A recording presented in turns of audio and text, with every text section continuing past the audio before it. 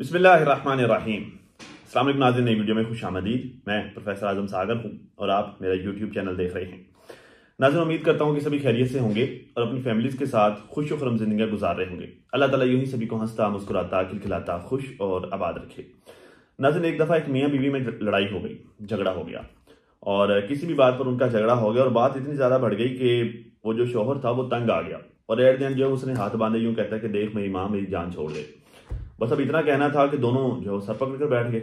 ये तो मजहबी मसला हो गया, बीवी को माँ बोल दिया तो ये तो बड़ा काम खराब हो गया है। तो वो अपने मजहबी स्कॉलर के पास गए, जो भी था उनका।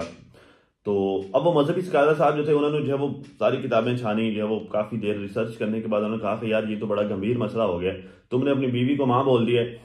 तो अब इसका इलाज ये है, इसका हल ये है, सोल्यूशन इसका जो है वो ये है कि तुम जो है वो तुम दोनों को 40 दिन तक 400 लोगों को डेली बेसिस पर खाना खिलाना होगा, तब जाकर तुम दोनों का मियाँ बीवी वाला रिश्ता बहाल होगा, वरना ये औरत तुम्हारी माँ रहेगी।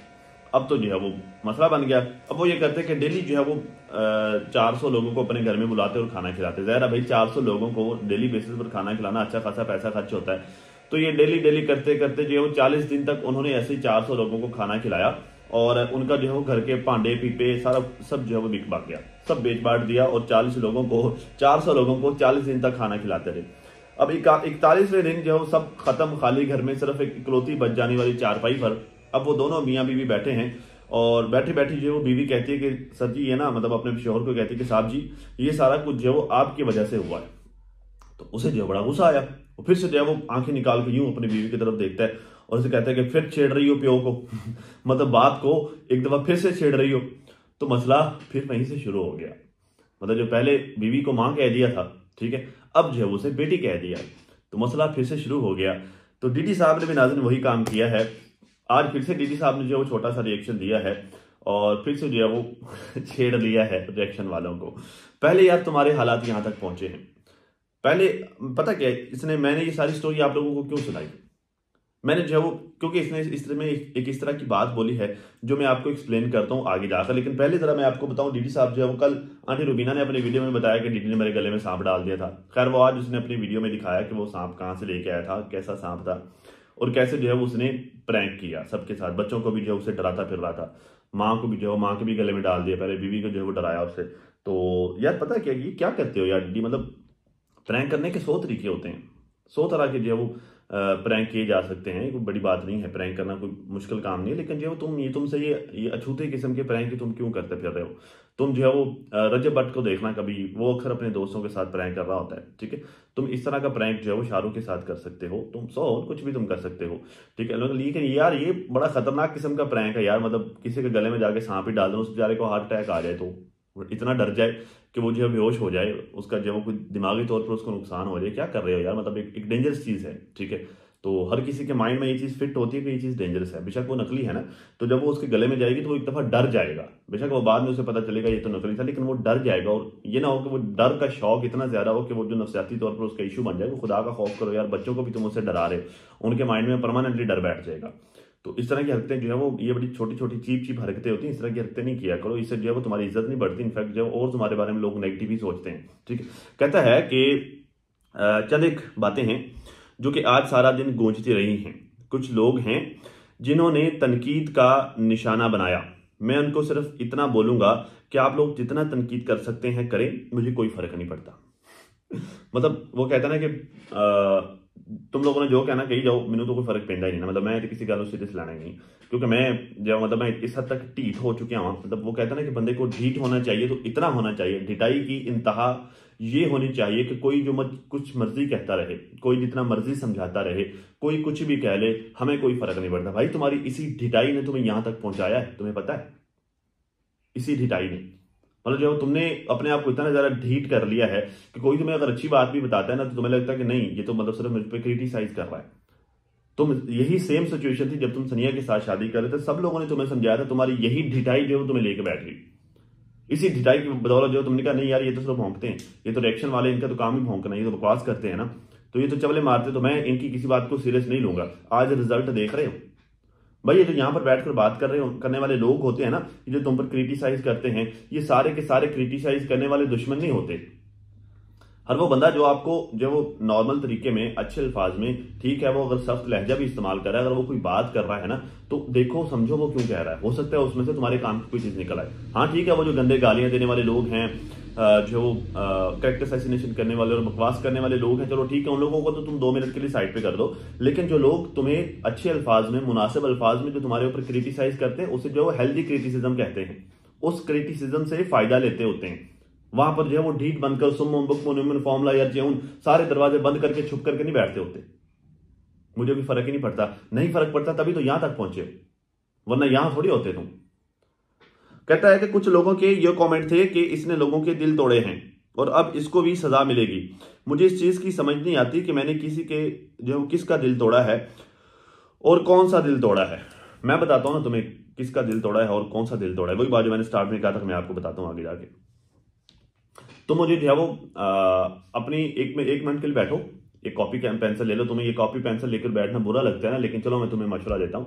एक कॉपी पेंसिल लो और पकड़ कर बैठो और पिछले 3 से 4 सालों में अपनी जिंदगी के जो वो अप्स एंड डाउन्स को लिखना स्टार्ट करो। और फिर जो तुम्हारी जिंदगी के अप्स थे ना, उनको देखो कि वो किस वजह से आए थे, और फिर जो तुम्हारी जिंदगी के डाउन्स थे उनको देखो कि उनके पीछे क्या रीजंस थे। तुम्हें खुद ब खुद समझ आ जाएगी कि क्या क्या, कहां कहां, किस किस का तुमने कैसे कैसे दिल तोड़ा है। तुम्हें जो है वो सारे के सारे लोग कले कले होकर समझाते रहे कि तुम जो फातिमा के साथ ये वाली ज्यादती ना करो, तुमने की। फिर सारे लोग तुम्हें ये समझाते रहे कि चलो तुमने ज्यादती कर ली है, मतलब तुमने उसके ऊपर सौतन लाकर बिठा दी है, लेकिन तुम जो है वो उसके साथ हार्श बिहेवियर नहीं रखो। उसके साथ वो दुखी है, उसके साथ प्यार से पेश आओ, लेकिन तुमने हार्श बिहेवियर रखा। इवन कि जो है तुमने तलाक शलाक की धमकियां तक दी, तुमने जो है वो सख्त से सख्त रिएक्शंस तक उसके अगेंस्ट दिए, और जो है वो तुम अपनी न्यू ससुराल फैमिली से उसको जो है वो जलील और रुस्वा तक करवाते रहे।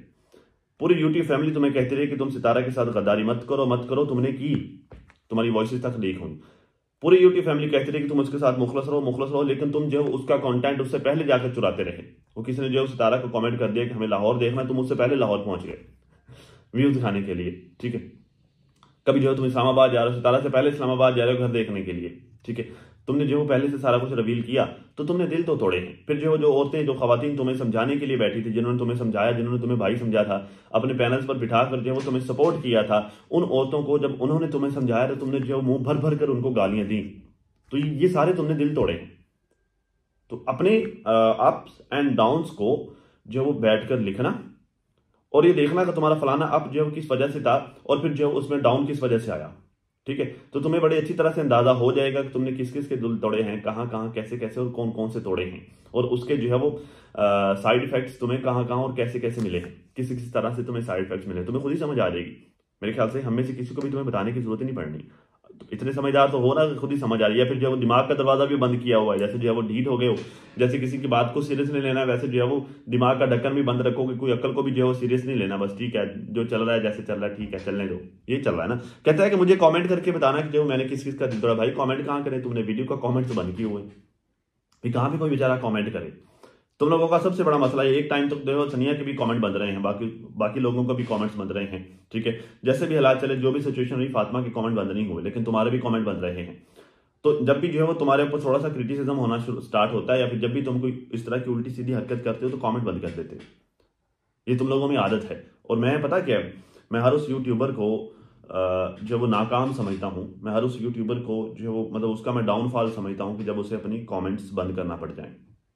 कमेंट्स बंद करने का मतलब ये होता है कि आपको जो वो मोस्टली कमेंट्स आपके हिसाब से नेगेटिव आ रहे हैं, बैड कमेंट्स आ रहे हैं, और आप जो उनको बर्दाश्त नहीं कर पा रहे, ठीक है। तो आपको कमेंट्स बंद करना पड़ते हैं, वरना कोई भी यूट्यूबर अपने कमेंट्स बंद नहीं करता इतनी आसानी से। हर यूट्यूबर को पता है कि जब आप कमेंट्स आपके ऑन होते हैं, लोग आपकी वीडियोस पर कमेंट करते हैं, उससे वीडियोस की रीच बनती है।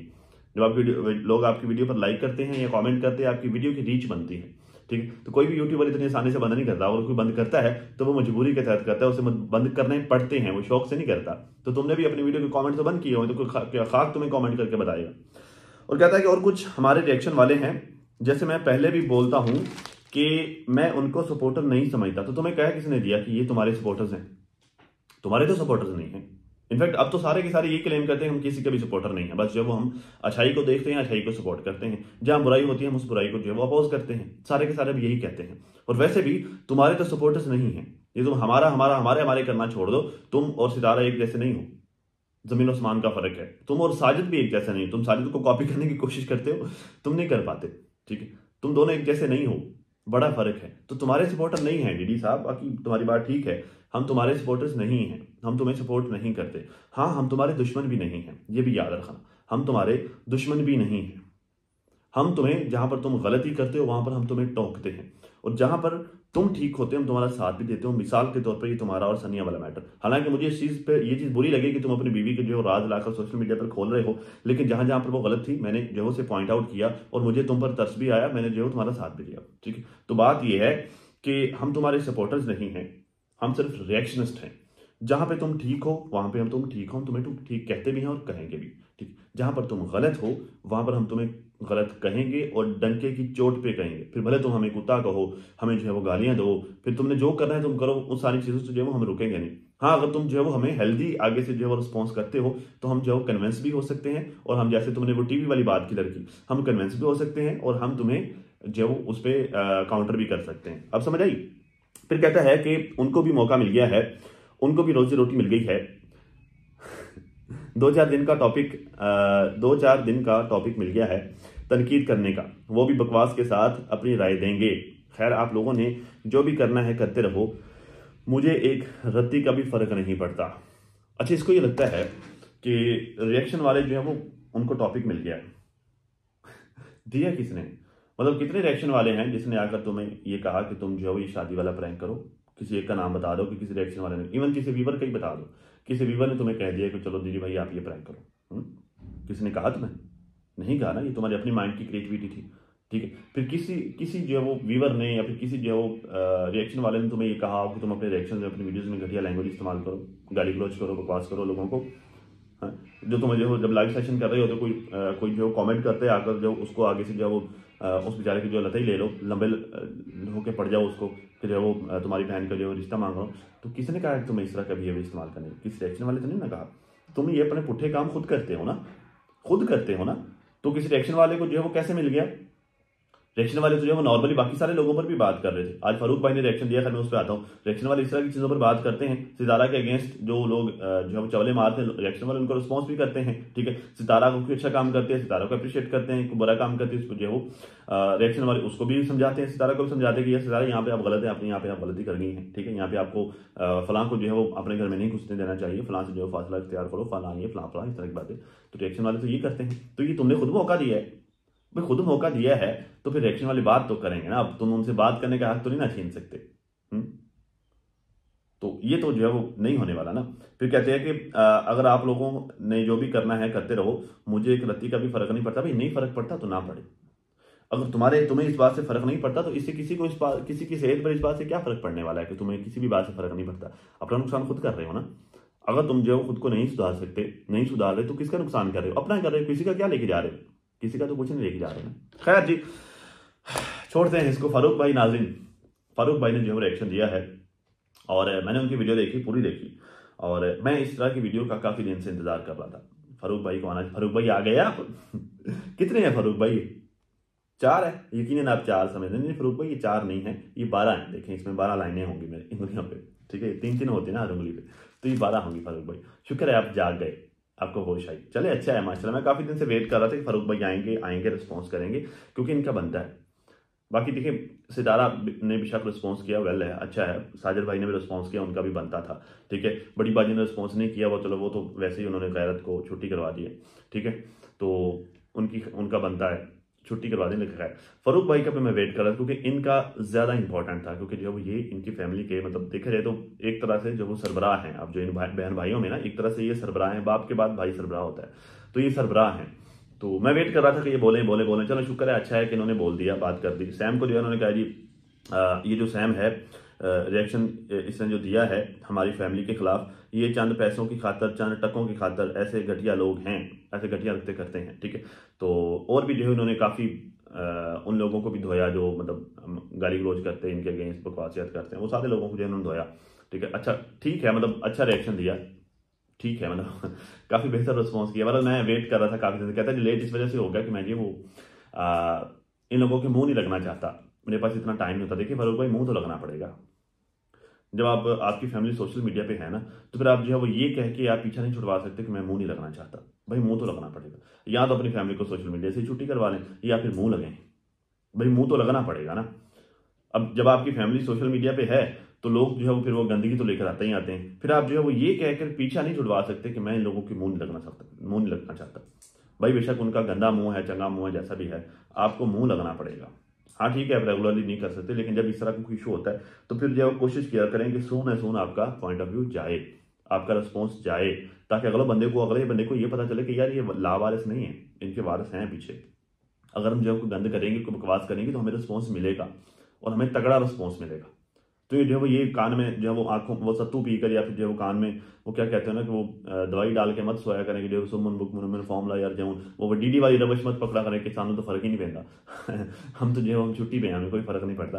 तो इस तरह मत किया करें, बोला करें, ठीक है। जब जरूरत हो, ठीक है, आप जो वैसे अपना काम करते हैं माशाल्लाह अच्छी बात है, लेकिन जब जरूरत हो आपकी तब आप आया करें, आकर जो है वो बात किया करें, बोला करें, रिस्पॉन्स किया करें। बिल्कुल ही जो उसे लावारिस मत छोड़ा करें, वो आपकी बहन है और माशाल्लाह से आप भी इस बात का एग्री करते हैं इस बात को कि उसने आपका बहुत फायदा किया है, ठीक है जी। तो खैर अब तक नाज़रीन इतना ही। अपना अपनी फैमिली का बहुत सारा ख्याल रखिए और साथ अपनी दुआओं में मुझे भी लाजमी याद रखिएगा। मिलते हैं किसी नई वीडियो में, तब तक के लिए अल्लाह हाफिज़।